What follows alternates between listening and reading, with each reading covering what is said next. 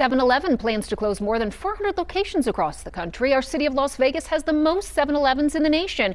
We've already seen a few closures. 8 News Now reporter Ryan Tismaneski says it might be see you later Slurpee and bye-bye Big Gulp at your favorite convenience store.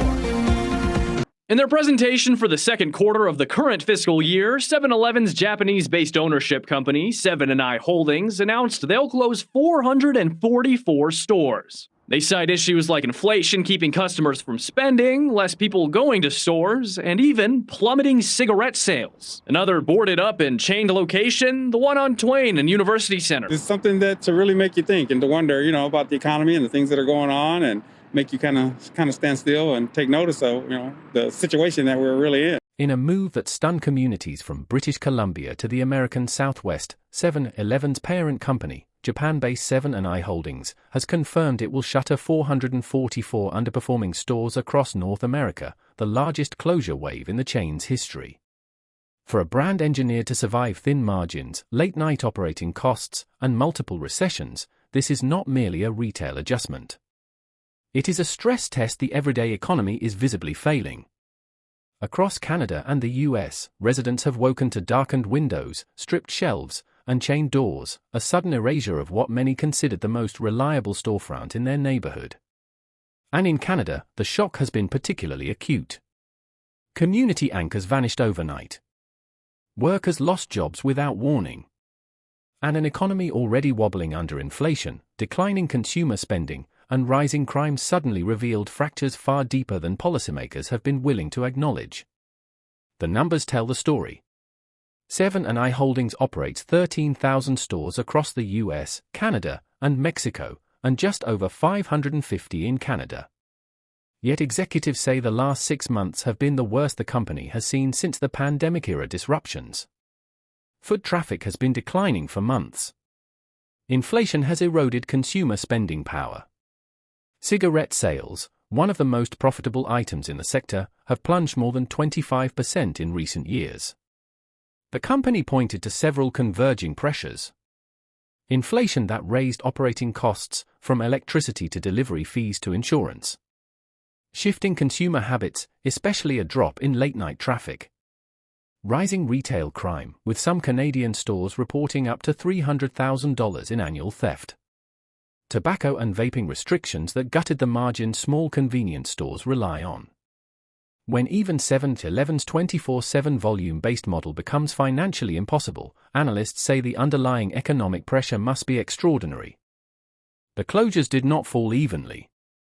Nearly half of all Canadian 7-Elevens are located in Alberta, British Columbia, Saskatchewan, and Manitoba, regions already carrying a disproportionate share of economic burden while receiving fewer policy protections from Ottawa. And those same regions were hit hardest by the shutdown wave. In prairie towns and working-class neighborhoods across Alberta and Manitoba, losing a 7-Eleven isn't losing a snack shop, it's losing the only late-night safe space, the only accessible food option, the only place open after 10 p.m. Community groups are already reporting the downstream effects: darker streets, reduced foot traffic, and fewer informal gathering places for youth. Local chambers of commerce warn that closures will accelerate neighborhood decline. As one Winnipeg official put it, when stores like 7-Eleven are forced to close, communities unravel.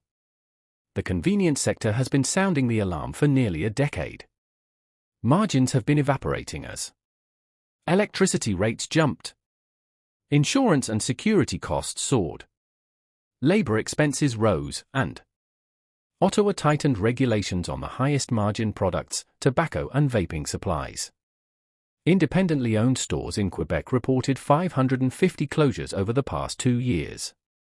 Many dépanneurs say sales are down as much as 25% year-to-date. Those conditions created a retail environment where even global giants can't survive, and where small players never stood a chance. Adding to the national sting is a corporate what-if.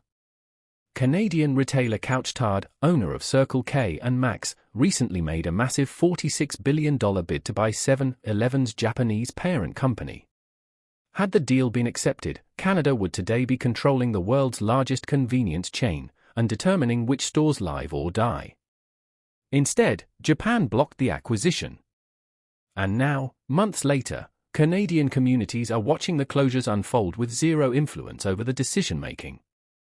Policy debates aside, the data reveals the real story. Canada's street-level retail economy, long considered one of the most stable in the G7, is now showing structural failure. Food bank usage has doubled since 2019. Retail sales are softening across almost every category. Consumer confidence remains deeply fragile. Neighborhood theft is surging. And now, the corner stores that once held those neighborhoods together are collapsing.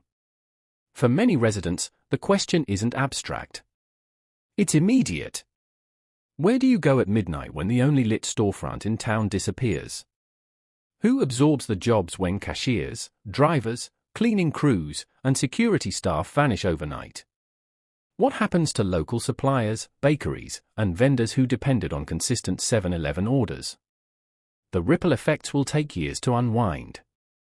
The shutdown wave has also detonated in Ottawa. Critics argue that years of policy decisions, especially under former Bank of Canada Governor Mark Carney's economic frameworks, created conditions that suffocate small businesses and now even multinational chains. If a global retailer designed to thrive on razor-thin margins cannot withstand Canada's operating environment, what hope is there for the independent owner-operator? This is no longer merely a retail story. It is a referendum on Canada's broader economic direction.